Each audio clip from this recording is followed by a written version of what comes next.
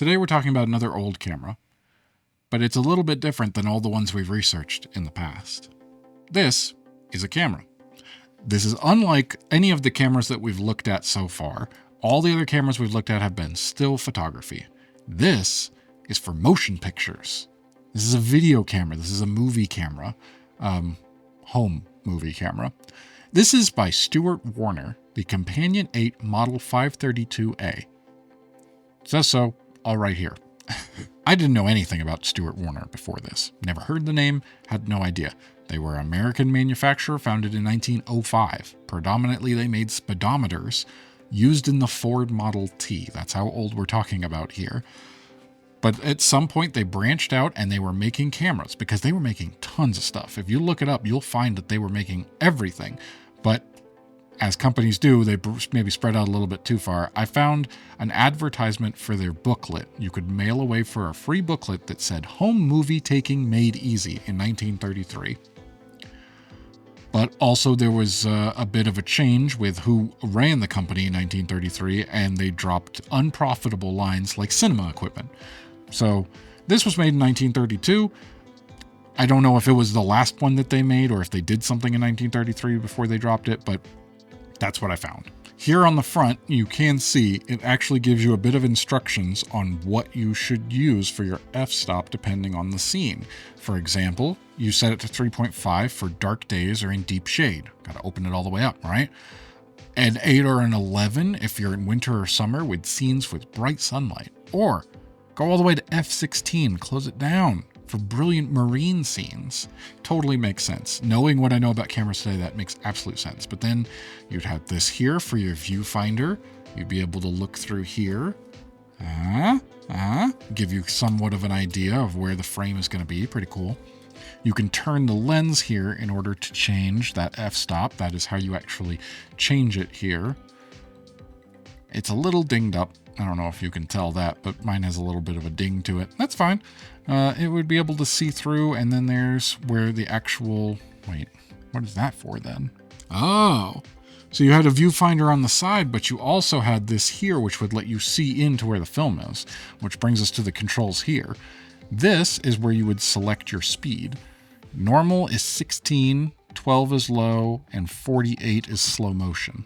That's how fast the frame is, that's how fast the film is going inside the camera. That's your frame rate. Now, none of those are standard numbers, interestingly to me. 24 is pretty standard for a film speed, but 48 being doubled, that kind of makes sense. That's, when you want to do slow motion, you shoot film faster. It's pretty interesting. You can also set your, essentially you would be setting your shutter speed up here on this dial here, and it's got 5, 10, 15, 20, and 25 with SEO. Nope. Yes. Oh, 0. All the way to 0. I see. 25 SE. That's what that is. Anyway, let's see if you can hear this. It does work. Going inside the camera is interesting as well. On the inside panel here, it would tell you what kind of film to use. 8mm. That's where the 8 comes from. The Companion 8 is because it would take 8mm film. You would put a spool of 8mm film in here.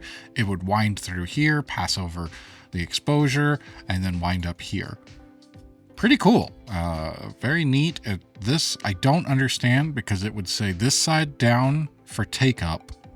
All cameras except Keystone. This side down for take up, Keystone only. What does that mean?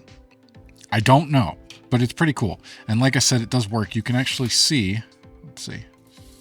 There it is. And it would spin.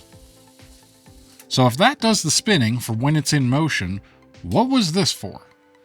Because this would then rotate this, wouldn't it? And spool it up so that you would wind it. I don't know. I could not find information about how it actually functioned. I do think that's cool. Let's see. Oh, I can set it to 40. We can do a slow motion shot. Let's see what that sounds like. Oh boy, that's fast. It sounds like it's taken off. You would definitely not have any kind of audio. That was something we'll talk about in another video later on. As far as the lens says Wollensak Velostigmat. I never heard of any of that, but that's what kind of lens is on here.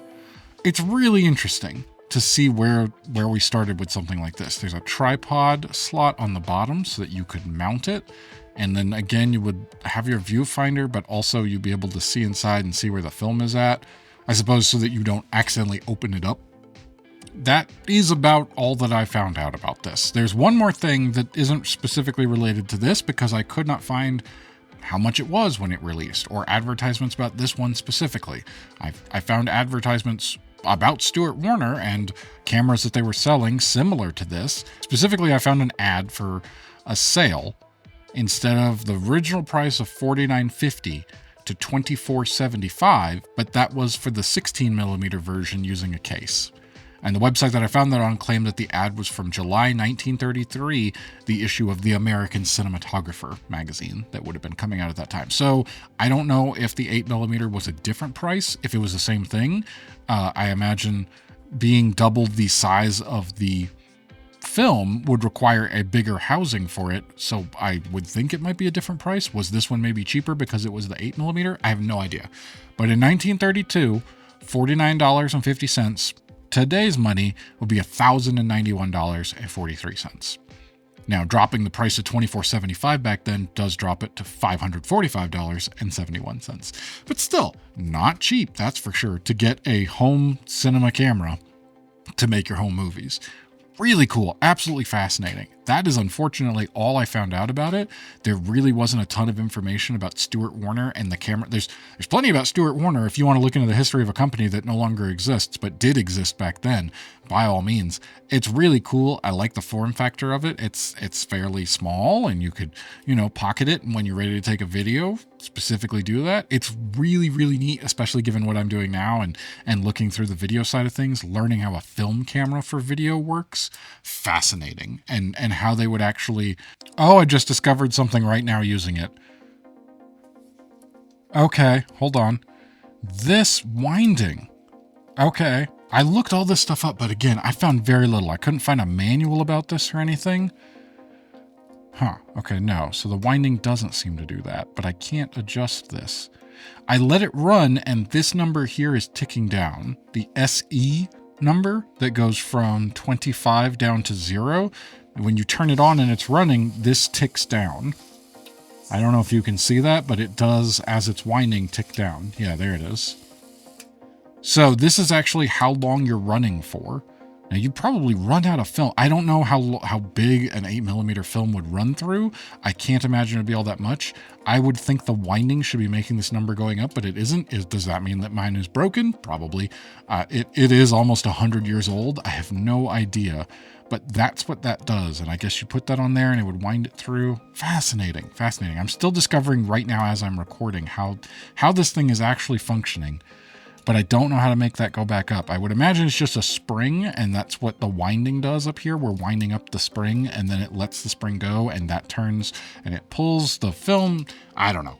Fascinating. Really, really cool. Really, really exciting to have in the collection, something that does video, especially given that I may have started with photos, but I'm definitely into the video a lot more now for the wildlife side of things. But yeah, I don't know how to make this go back up. I don't know if I just have to turn it.